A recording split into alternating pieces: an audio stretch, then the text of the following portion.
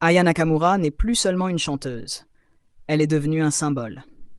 Une icône moderne qui dépasse les frontières de la musique pour incarner une génération entière. Une identité, un mouvement. Son parcours est tout simplement incroyable. Une jeune femme née au Mali, arrivée en France, qui a su transformer sa voix, son style et sa personnalité en un phénomène planétaire. Quand Dja explose sur YouTube et dépasse le milliard de vues, ce n'est pas juste un chiffre, c'est une révolution. C'est la preuve que la musique francophone peut dominer la scène mondiale. C'est un message clair à l'industrie. Aya est là, et rien ne peut l'arrêter. Elle ne s'est pas contentée de collectionner les succès. Elle a pris son indépendance, brisé les chaînes, lancé son propre label. Une décision courageuse, audacieuse, presque rebelle. Aya a choisi de ne plus subir les décisions des maisons de disques, mais de devenir la seule maîtresse de son destin artistique.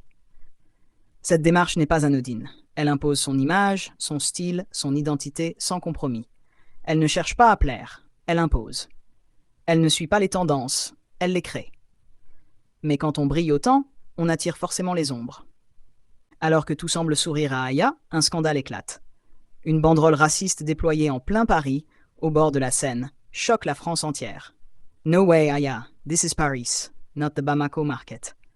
Une phrase courte, mais chargée de haine. Une attaque frontale contre son identité et ce qu'elle représente. Ce n'est pas juste un acte isolé. C'est une démonstration organisée, orchestrée, revendiquée par un groupuscule d'extrême droite. 13 militants sont interpellés et poursuivis.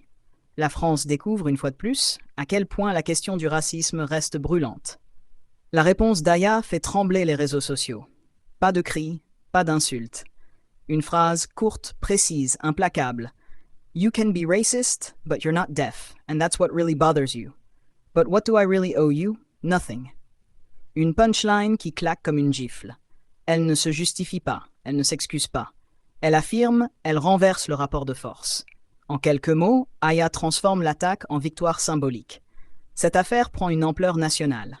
Le président Emmanuel Macron exprime publiquement son soutien, déclarant être choqué par ces actes. Lilian Thuram, figure engagée contre le racisme, réagit avec force. Le ministre de la Culture monte au créneau. Tous pointent la même chose. Aya Nakamura est une fierté française, un symbole de diversité et de réussite. Refuser de l'accepter, c'est refuser une partie de la France d'aujourd'hui. Malgré la tempête, Aya continue d'avancer. Lors de la cérémonie des Flammes, elle triomphe. Artiste féminine de l'année. Prix du rayonnement international. Les trophées s'enchaînent, mais cette fois, ils ont une autre saveur. Ils ne récompensent pas seulement sa musique. Ils récompensent sa force, sa résilience, sa capacité à transformer les attaques en carburant pour briller encore plus fort. Et puis arrive Booba, le duc de Boulogne, la légende du rap français. Un provocateur né, un stratège du clash, un expert du buzz. Il entre dans l'arène comme toujours, sans prévenir. Cette fois, il ne parle pas de politique, il ne parle pas de label, il ne parle pas d'industrie. Il parle d'Aya. Et il frappe là où ça fait mal. Sur Instagram, sur X, dans ses interviews, il critique son style, son attitude, son personnage. Il la traite de surfaite, insinue que son succès est surestimé. Mais Booba ne s'arrête pas là. Il sort l'arme ultime. Une capture d'écran d'une conversation privée. Aya lui aurait proposé de se rencontrer. Une phrase banale, mais sortie de son contexte, elle devient une bombe. Internet s'embrase. Les fans se déchirent. Team Booba contre Team Aya. Certains accusent Booba d'humilier gratuitement. D'autres le félicitent pour avoir démasqué une stratégie cachée. Aya, fidèle à son image, garde le silence. Pas de réponse directe. Pas de clash. Elle ne joue pas son jeu. Elle ne nourrit pas la machine. Elle choisit une autre voie. L'art. Quelques semaines plus tard, elle sort Chimie, un morceau R&B élégant, audacieux, puissant. Une manière subtile de rappeler à tout le monde pourquoi elle est là. Pour la musique, pour l'impact, pour l'histoire. Et pendant que le bruit continue autour d'elle, une statue à son effigie est inaugurée au musée Grévin. Une consécration ultime.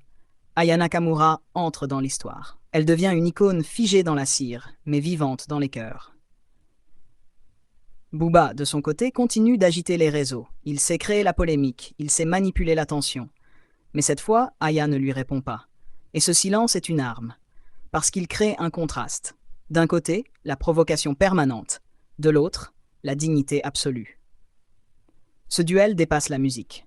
Ce n'est plus juste deux artistes qui s'affrontent. C'est deux philosophies, deux mondes, deux visions. Booba incarne le chaos, le clash, le bruit, la stratégie de l'attaque permanente pour exister. Aya incarne la construction, l'émancipation, la force tranquille. C'est un duel qui divise les fans, mais qui passionne tout le monde. Les réseaux sociaux s'enflamment. Les hashtags explosent. Team Aya, Team Booba, Booba vs Aya. Des milliers de vidéos, de mèmes, de threads. Chacun donne son avis, chacun choisit son camp. Certains voient Aya comme une reine qui refuse de descendre de son trône pour se salir. D'autres applaudissent Booba, le provocateur génial, le dernier vrai rappeur capable de secouer l'industrie. Mais derrière le clash, il y a quelque chose de profond. Une fracture, une tension. Une question. Qu'est-ce qu'on valorise aujourd'hui? La provocation ou la création? Le bruit ou le talent? La guerre ou l'art? Ce n'est pas seulement un conflit entre deux stars. C'est le reflet d'une société partagée, divisée, polarisée. Aya Nakamura ne se bat pas seulement pour sa musique. Elle se bat pour sa place, pour son identité, pour ce qu'elle représente. Booba ne cherche pas seulement le buzz. Il teste les limites, il bouscule les codes, il refuse les règles. Et quelque part, c'est ça qui fascine. Deux personnalités opposées, deux forces qui s'affrontent, et un public qui regarde, qui commente, qui s'implique. La question reste ouverte. Jusqu'où ira ce duel? Est-ce qu'il explosera dans une confrontation directe, ou est-ce qu'il s'éteindra dans le silence? Est-ce qu'Aya finira par répondre, ou choisira-t-elle toujours l'élégance du silence? Est-ce que Booba trouvera une nouvelle cible, ou continuera-t-il d'appuyer là où ça fait mal? Une chose est sûre, cette histoire n'est pas terminée. Et chaque mot, chaque geste, chaque publication peut changer la donne. Aya et Booba ne sont pas seulement des artistes, ils sont devenus des symboles, des catalyseurs, des miroirs d'une époque où tout est spectacle, où tout est buzz, mais où le talent finit toujours par parler plus fort que le bruit. Et toi, qu'est-ce que tu en penses? Dis-le nous en commentaire, abonne-toi et active la cloche pour ne rien rater des prochains scandales.